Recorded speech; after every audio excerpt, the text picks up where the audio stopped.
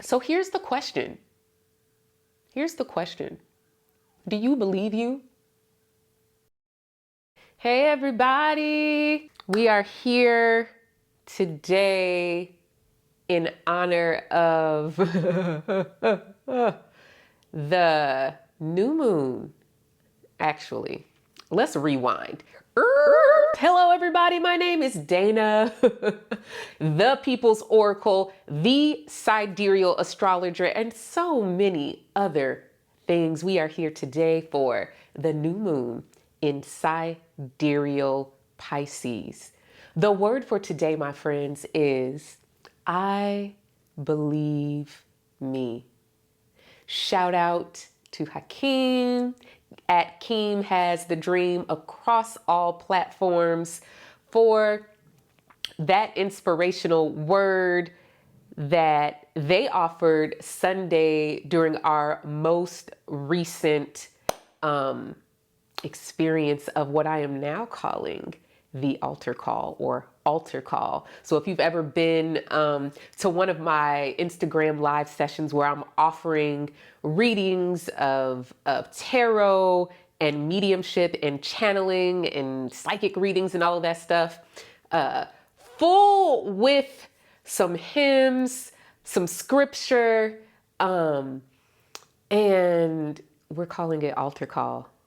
We're calling it altar call. That's what I'm calling it. So on this past Sunday, Hakeem joined me once again. It was a high time in the Lord, as they say. It definitely was a high time, though. And one of the words that Hakeem offered as they were, bringing down a word for someone was, I believe in me. And I was like, man, as I was sitting down to prepare for today's reading by making the graphic, that's really it. That's all my preparation. I was like, what am I going to call it today?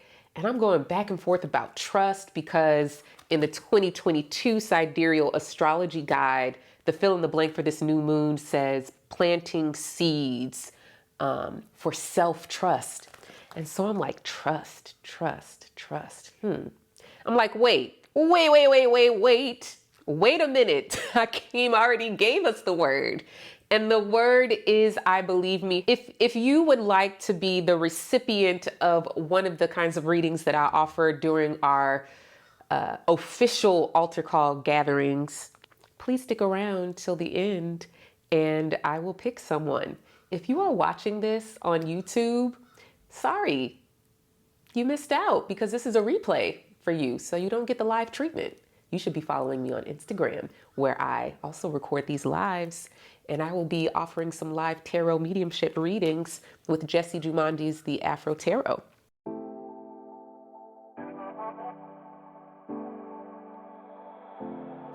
So, saints and ain'ts, friends and thems, do you have your 2022 Sidereal Astrology Guide? Last time, y'all, I had locked them all away in the closet, including my copy. But I'm ready today, y'all. Is she pretty? Y'all, this color. Okay, if y'all haven't noticed, I'm not a patterned kind of person. I'm all about solid colors and color blocking. And so whenever I pull up this guide up against the red lip, the cream frames, the white tee, the bronze earrings, like, do y'all see the vibe? I love it so much. Anyways, if we fast forward to March, you can see, oh, no, it's not March, y'all. Oh, y'all, this is April. Look at there, right there on the 1st. New moon in Sidereal Pisces. As an aside, look how many words the Sidereal Astrologer, that's me, wrote for this month. Y'all know, if you don't know, that means you don't follow me on Twitter. And I have been talking about April 2022 for a while. We are here, and this baby starts off with a new moon in Sidereal Pisces. If we go to the back where the fill in the blanks are, listen, we got 2 pages of fill in the blanks for April. If we go back here to April, we see right there in the front at the top, new moon in Sidereal Pisces, planting seeds for self-trust. I believe me. I believe me. Now, y'all know, any of y'all go to a black church, if something is happening in the pop culture world, you best believe that the preacher on that Sunday is going to find a way to connect the message for that day. They're going to find a scripture, the choir going to sing a song, and they are going to connect the word for that day to the sermon, to the message, right? Like, you know it. It don't matter what it is. And so I cannot forsake the tradition of my ancestors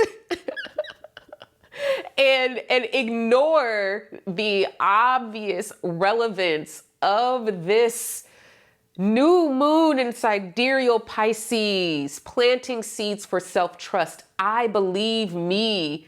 And what happened to our good friends who don't know us, but we know them, Will Smith and Chris Rock. I'm not going to rehash who said who did what did. Google's free, Twitter's free. We've hashed it out. But in reference to planting seeds of self-trust and I believe me, it took me personally, and I know this was for a lot of people after that kind of gut impulsive, compulsive reaction. It took me a few days to really sit with my own discomfort at what I had witnessed. And yeah, it's jarring to see somebody like genuinely and not in jest smack somebody in the face, like with legit anger. Like, I'm not gonna lie, that's jarring. However, what I shared on my Twitter account and the personal feelings that it brought up for me had to do with my personal experience of having my emotions and my feelings policed. Having someone to tell me that my feelings are not valid, that I'm overreacting emotionally, that I'm being emotional as an insult, as I can't keep my feelings in check, this idea that how I feel about what happens to me should be defined and determined by somebody else. And that I should temper my emotional reaction and shape it and form it and interpret my feelings about something that's happening to me to somebody else's expectations, to somebody else's judgments. And I know for me, being told that I can't take a joke, being told that, oh, it was just ... as a means to minimizing me and my feelings, I mean, that incites me to violence, right? Like, it makes me want to throw things, to not be believed, to have my trust in my own body, my own capacity to feel what I feel and interpret what I feel and respond to what I feel. You can dislike somebody's actions. You can punish and have consequences for actions. But for feelings, no, wrong. I believe me. So many of us, all of us, in varying degrees, we are aware, right? So many of us have truly been subject to I think, one of the most insidious forms of violence. And for me, this is really so deeply connected to the reading that I offered a couple weeks ago for the full moon in Sidereal Virgo that was called, "You know, we can hear you," right?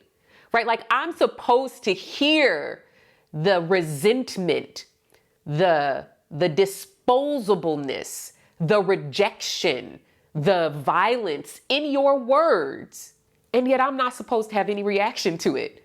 I'm not supposed to have any reaction to the fact that your jokes have been at the expense of my blackness and at the expense of my womanhood.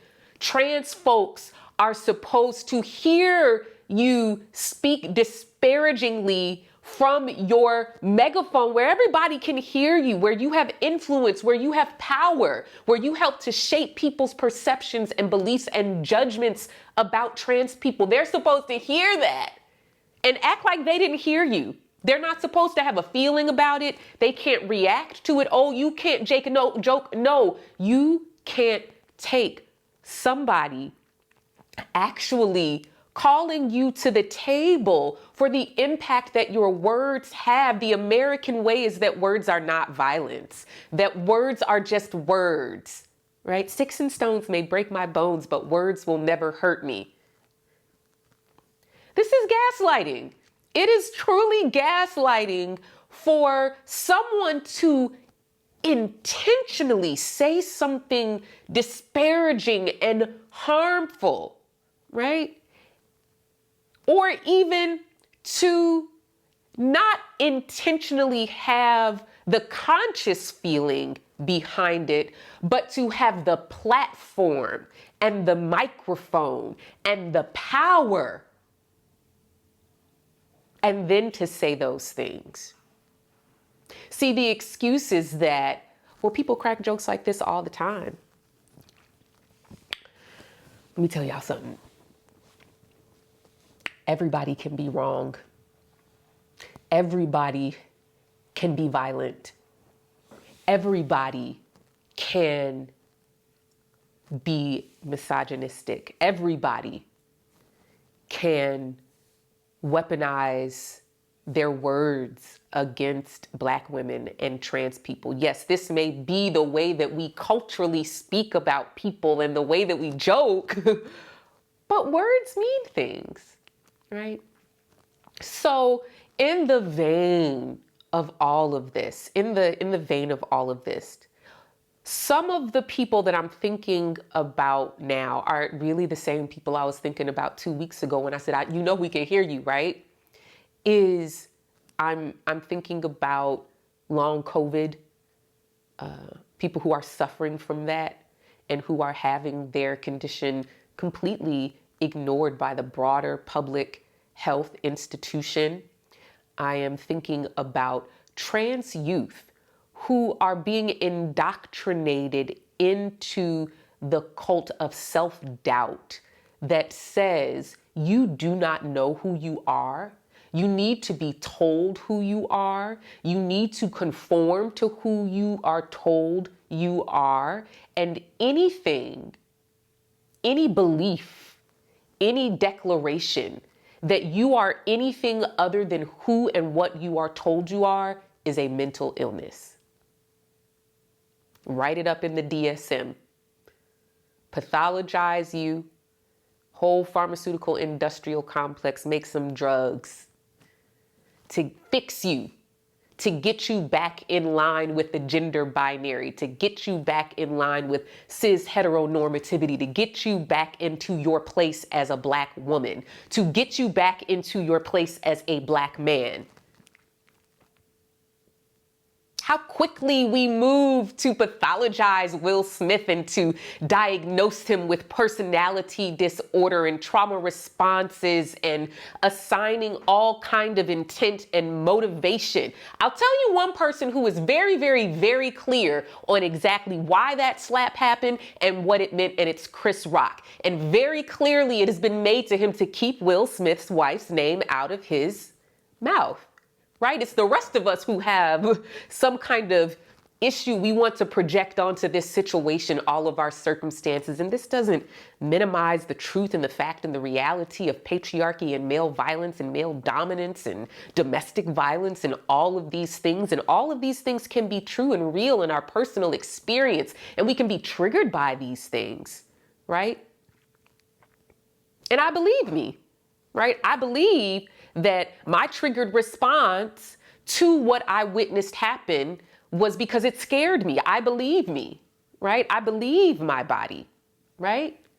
But understand what we're dealing with here.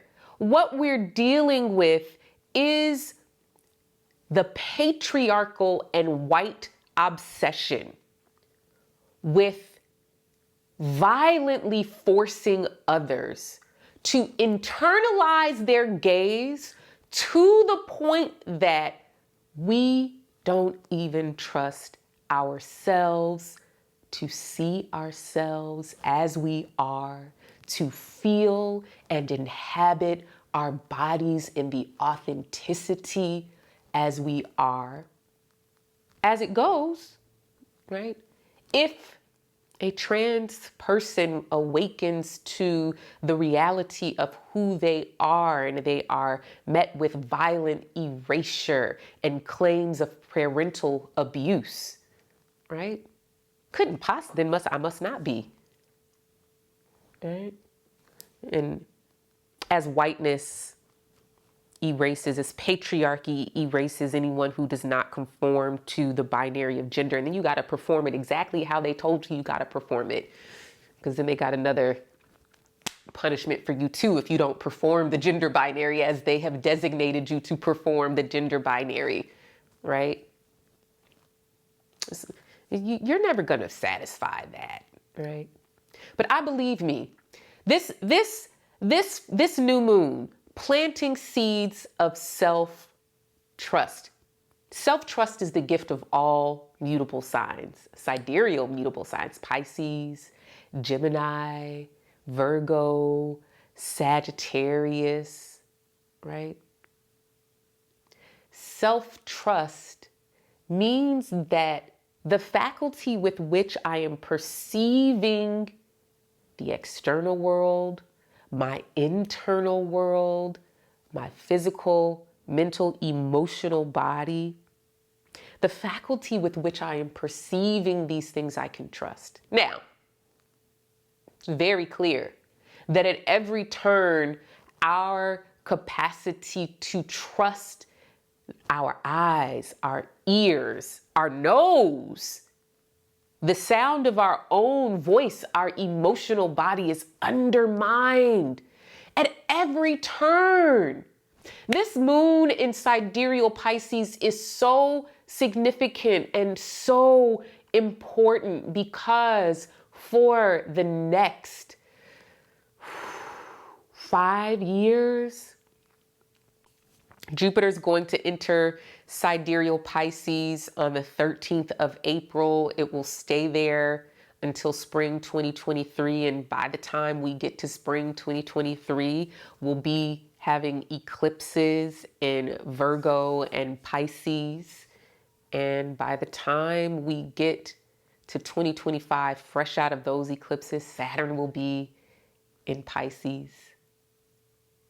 We've got a long road in Pisces, and so this thing of I believe me and planting seeds of self-trust, these are not quick germinating seeds. These are not seeds that you'll put in the ground and immediately spring forth life. These are seeds that need a gestation period, and we've got a long time. We've got a lot of self-doubt to confront. We have a lot of suspicion to reorient. We've got a lot of curiosity to develop. One of the things I want to offer you as a tool and means to developing self-trust is curiosity. Right? Now, don't get me wrong, there is a way that curiosity can be born of suspicion. For my Virgo, my sidereal Virgo and Gemini friends, there is a such thing as too much information, there is a such thing as too many questions and too much data, right? That's such a thing. We can get exhausted of that. And there comes a point where we cannot perceive the pattern and see the bigger picture, no matter how much information that we seek. And this sidereal Pisces new moon and all of the transits that I just mentioned, these are going to challenge my sidereal Virgo and sidereal Gemini friends. If I mention your sign, I am referring primarily to your rising sign. I am referring primarily to your moon sign. And if you have 2, 3, or more planets in one of those signs, I'm referring to you broadly. We all have those signs in our chart, even though we may not have planets or points occupying them. So we all have a specific orientation to those signs. Right now, what I just said refers to sidereal Virgo and sidereal Gemini, okay? So yes, so this too much information, right, is such a thing, to the point that you can't make it make sense. Now, on the other end of this, we have sidereal Pisces and sidereal Sagittarius, who try to extrapolate from the smallest bit of data an entire story. This is what we all just did. We watched an exchange, and based on what we saw and the information that we had, we all interpreted it a different way, and we all told a different story about it.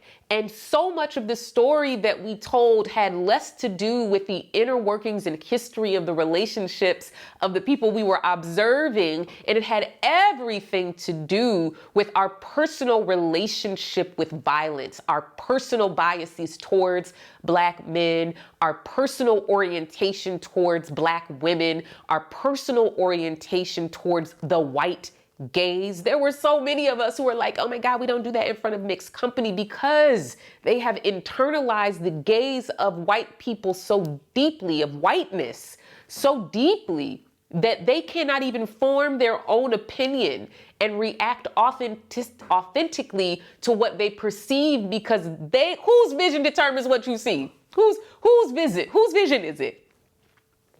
Right? So all of that to say, at the other end of the spectrum with Pisces and sidereal Sagittarius, we're taking just a little bit of information. With Sagittarius, we already have a story. We already have a doctrine. We already have a belief system. We already have political convictions and our personal myths and our personal experiences. And we have religious doctrines and creeds and political convictions that we bring to the little piece of information that we see, and that's going to inform how we define it. Right? Less to do with the personal, intimate inner workings of the people that we witness, more to do with our story. And so we project our story and mistake our story for facts, right? But stories are better than facts. You know how I feel about that, right? That so much I mean, this past weekend was the truth, right? Of that statement that stories are better than facts. We didn't have no facts. All we saw was what we saw. And then we went and weaved the whole story. Come to find out, Chris Rock been talking trash about Jada Smith for a couple decades. Broke down in tears, from what I've heard. I can't verify if that's true, but someone mentioned that they saw Chris Rock live, man, and he broke down in tears over being rejected by Jada Pinkett Smith, right? So here's the question. Do you believe you? So many of us bear scars and wounds that are invisible to other people. And because of that, we often act out in external ways to try to get people to perceive our pain. This is why words are such an insidious and dangerous form of violence, because they leave gashes and internal bleeding and distended intestines and so many internal wounds that cannot be perceived by other people. And we're walking around in such deep pain. This is something that is a challenge, because we need to be perceived. We need to be believed. This idea that we don't need the validation of someone else's gaze, and the idea that we don't need our pain and hurt acknowledged. And It's just not true. It's just not true. We need to be believed and validated and seen. So many of us find ourselves compulsively in situations where we are hurting ourselves, where we are engaging in relationships with specific patterns and specific kinds of people, knowing the outcome will lead to our pain, and maybe they will believe us then. Maybe we might actually physically harm ourselves, right? With our hands or tools or eating habits or reckless behavior or indulgences and addiction. We need our pain to be perceived, and we need our pain to be seen and understood. And the worst thing that can be said towards someone who is in pain is, it wasn't that bad. It wasn't that bad. You're overreacting. Meanwhile, they can't see the gash in our internal organs, right? They can't see the anger in our kidneys, the calling out for soothing and affection in our liver, and the brokenness in our heart. Because they cannot see it, they do not believe it. But do you believe you? Do you believe you? Do you believe the pain is evidence that you were harmed, that you were hurt? Do you believe the wholeness that might still coexist alongside the pain as evidence that you were loved, you are loved, you are received, you are accepted, you are seen, and you are validated? Right there alongside the bruising, right? They coexist right there alongside each other. Do you believe you? We're planting seeds of self-trust at this new moon in Sidereal Pisces. I know that I have a lot of work to do, and I'm certain that you have a lot to do. Oftentimes, our bodies articulate the pain we do not have language to name. Our bodies narrate and perform and express and embody the pain as evidence of harm and violence that has not been perceived or acknowledged by others. Our bodies are the carriers. I wonder for how many of us suffer in part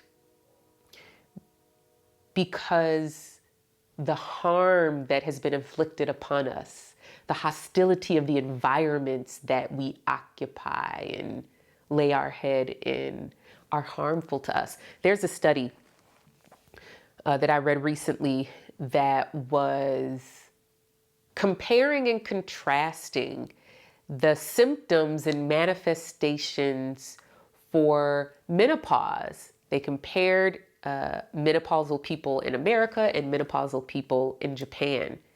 And the presentation of the menopause was completely different.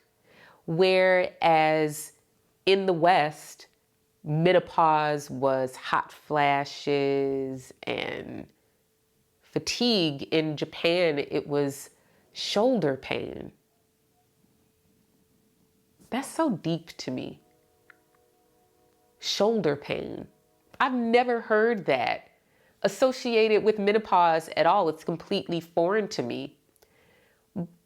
But I'm 100% certain that the way that menopausal people are treated and the expectations of them in their respective cultures is going to define what that change of life is like for them. right? It's no wonder to me that so many people with uteruses suffer from excessive pain and bleeding,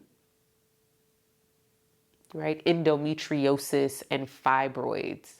We live in a society that discourages, penalizes, and punishes rest. If you cannot rest while your uterus is draining blood, when can you rest? Right? Our bodies speak the pain, the rejection, the invisibility, the denial, the constant berating, the verbal abuse, the hostility of the environments that say, just take it.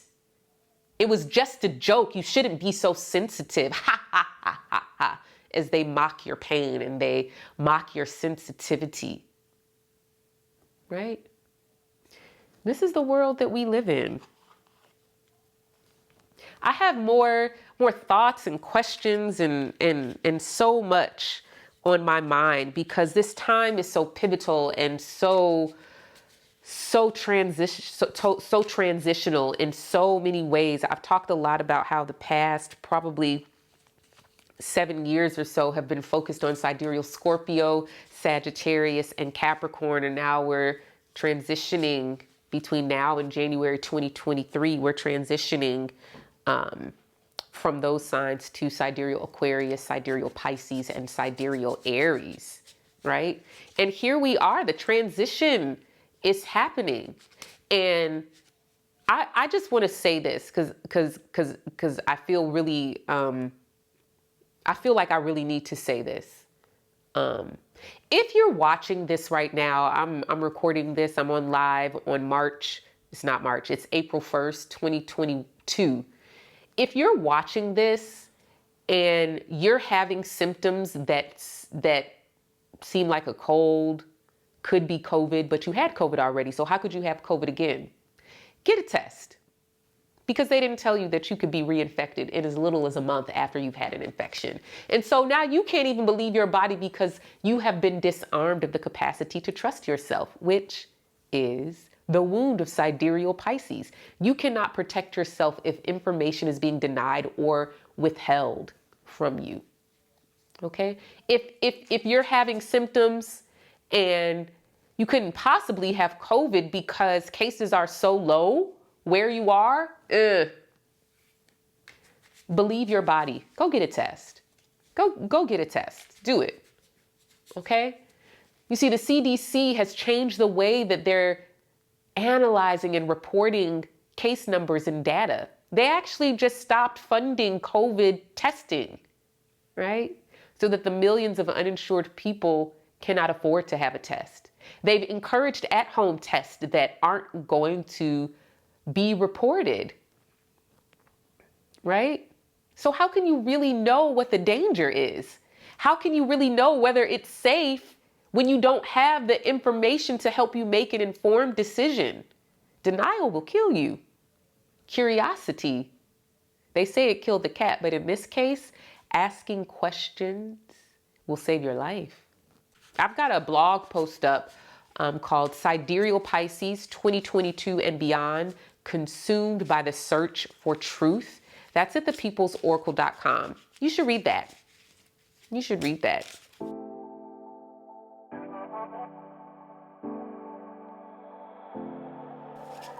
All right. I've got the Afro Tarot 2 by amazing Black artist Jessi Jumanji. That's Jessi with an I. They make my favorite tarot decks.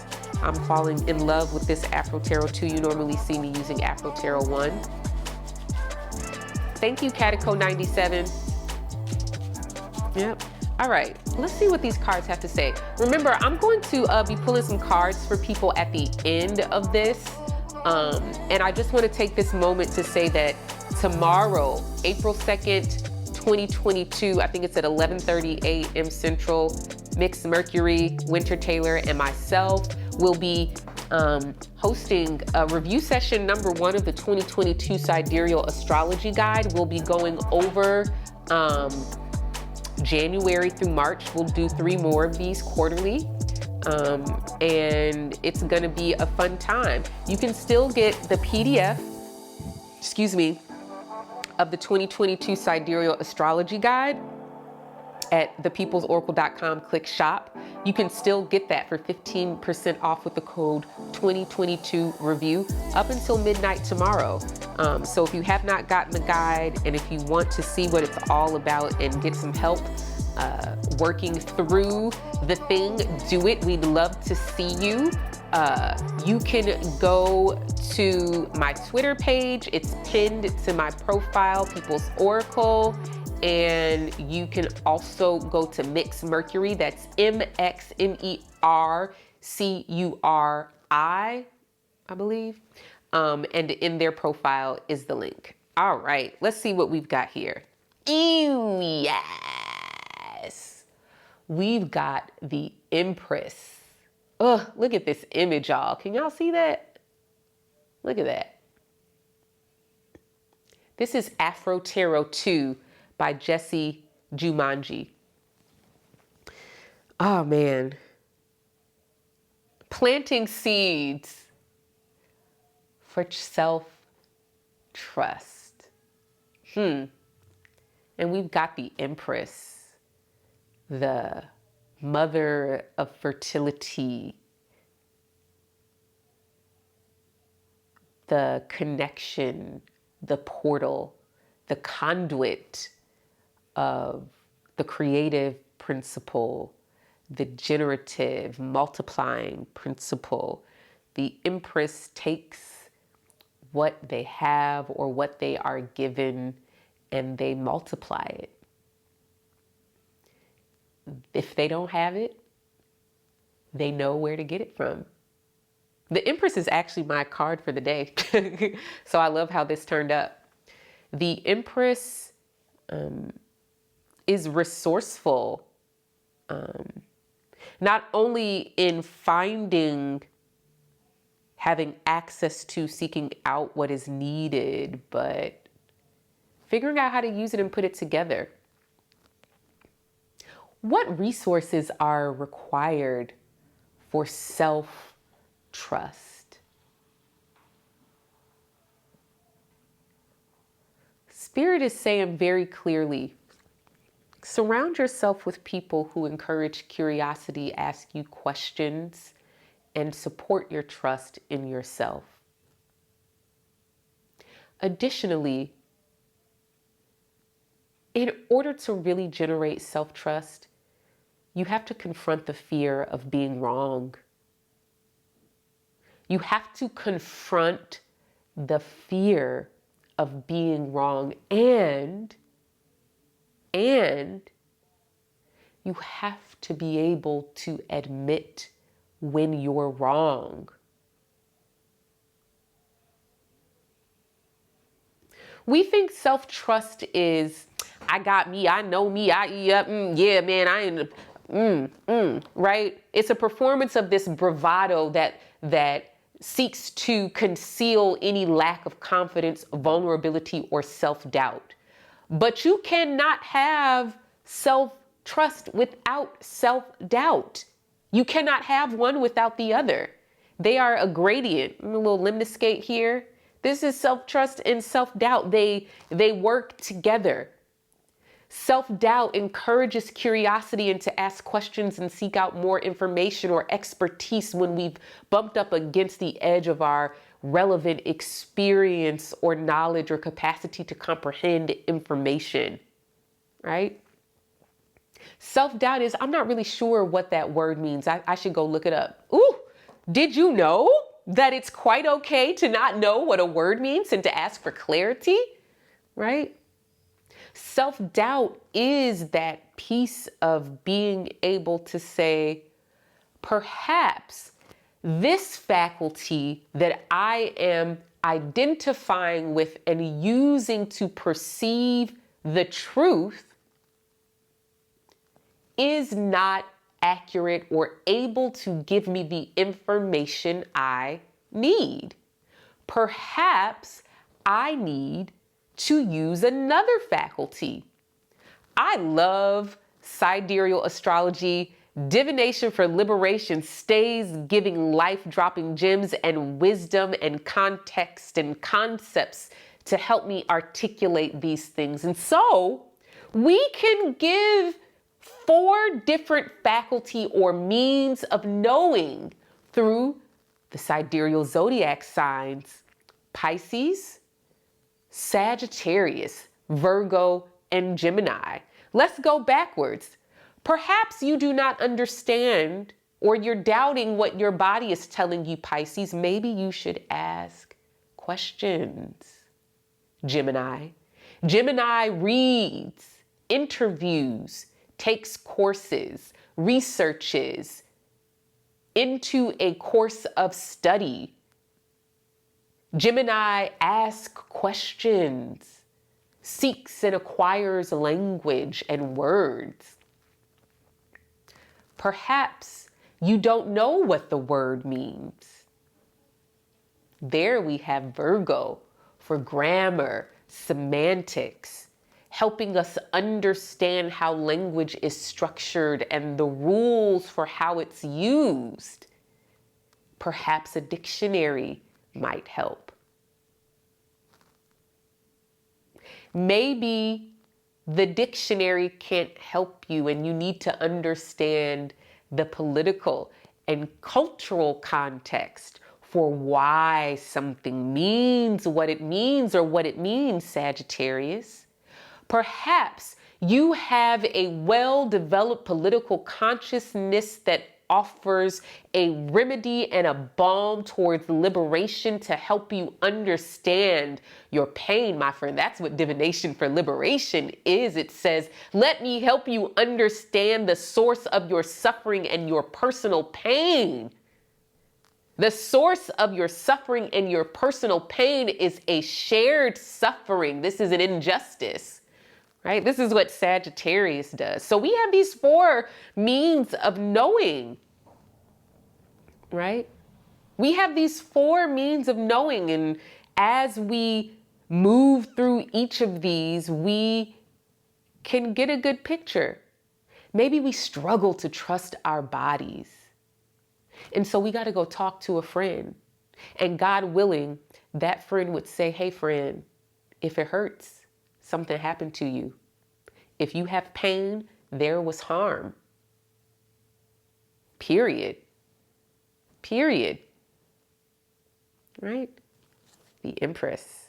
The key here, so importantly, is understanding that trust is not self-generated. My God, trust is not self-generated. It is not a part of this whole ecosystem of individualism and this cult of individualism that expects you to find the seed, harvest the land, pull up the weeds, fertilize, water, be the sunlight too. Don't go to sleep because you got to be the moon too to give it some relief. We can't do all of this, right? The important thing to understand that self-trust is cultivated in relationship and community. And our work right now is to really identify the sources that undermine our trust in ourselves. Is it patriarchy? Is it capitalism? Is it misogyny? Is it misogynoir? Is it transphobia? Is it homophobia? Is it our father? Is it our mother? Is it our workplace? Is it our spouse, our partner, our neighborhood, our community? Where are these spaces that constantly have us questioning to the point of paralysis and suspicion? Yes, we got to identify the sources of our perpetual self-doubt, but we also must learn what it feels like to trust ourselves and to gravitate towards those relationships that goad us toward emotional curiosity, that goad us towards that self-trust that we are planting seeds for now. We've got the Fool. Man, I love this deck so much. It's beautiful. Look at that sky. Looks like a Maasai. Someone from the Maasai tribe.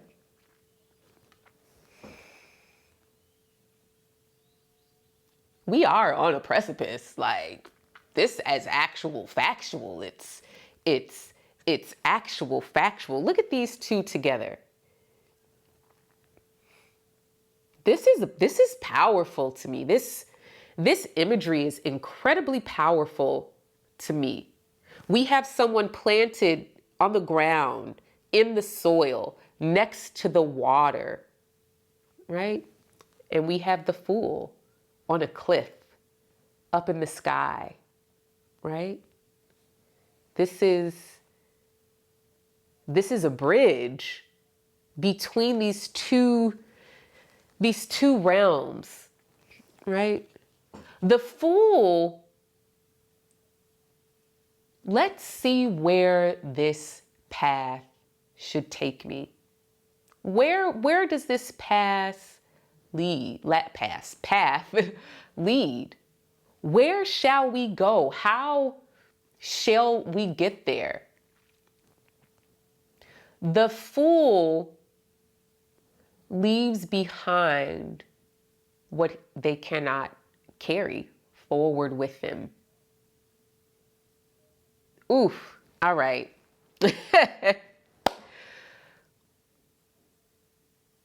It is so important that we take stock and inventory of what we carry with us, the relationships that accompany us, and to sharpen our discernment, to fine-tune the difference between self-doubt and disbelief. I'm going to say that again. We must sharpen our tool of discernment so that we can fine-tune the distinction between self-doubt and disbelief. Self-doubt leads us to curiosity. Disbelief leads us to suspicion, right? Discernment is really it. That's really all we need, because discernment is going to tell you, should you seek more information, ask around? Should you go with what you feel in this moment? Should you confide in a confidant, a trustworthy friend or loved one who has shown and proven that you can trust them, right? That they're not going to tell you what to think or what to feel, right? What are you carrying with you? Who do you have beef with? What anger and resentment do you carry with you that is antagonistic towards your self-trust? The Fool says, put it down. I'm most certain that it's a story, and the story is probably factual, right? It's probably true. Yes, you were lied to. When you did not know enough to recognize that you were lied to, all you had was your body to tell you that something ain't right. Something is not right. You didn't have the words to formulate the question to ask, what happened? You were pre-verbal. So you didn't even have the faculty of language to say, ouch, that hurt. Stop hurting me. But the evidence is inside you. It is in your body. It's on your skin. It's on your face. It's in your uterus. It's in your kidneys. It's in your heart. It's stuck in that lump in your throat. I said on my Twitter that I don't think my stomach will ever recover from all of the feelings that I've had to swallow.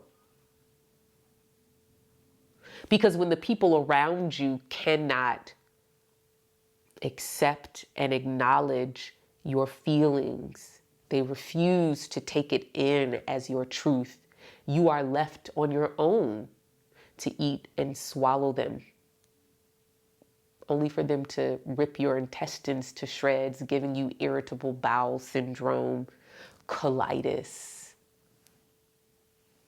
giving you ulcerative colitis. We need to be received, and we need to be validated, and we need to be believed. It is imperative that we take this new moon moment to plant seeds of self-trust that begin with the affirmation, I believe me. Even in the face of so many folks telling you that you're overreacting, that your pain is a phantom, that your gender or your race makes it impossible for you to actually feel pain, and that someone else is the authority on the truth of your body, let's all rebuke that in unison and say, I believe me.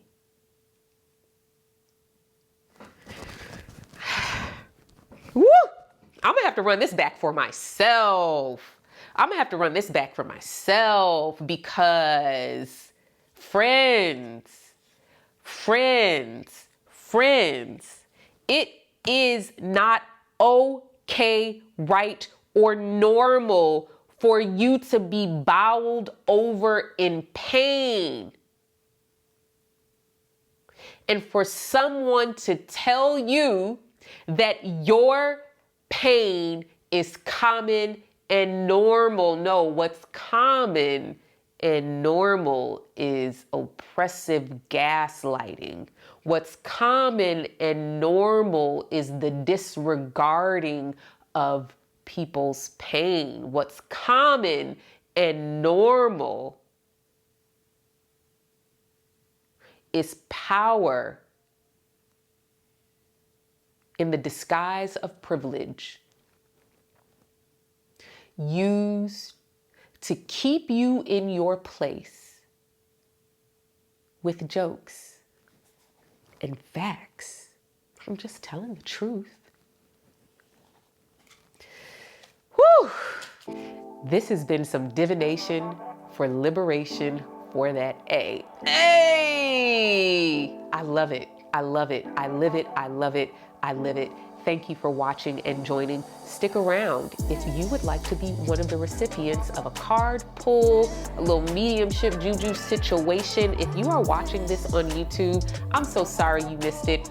Come around next time. Follow me on Instagram and Twitter at People's Oracle. I'll let you know beforehand when I go live for one of these readings or an altar call where we just come together and have a good old time pulling cards and letting the word and message flow. I'm DaynaLN Knuckles, the People's Oracle, the Sidereal Astrologer, and I'm gonna pull some cards for those of us who are sticking around.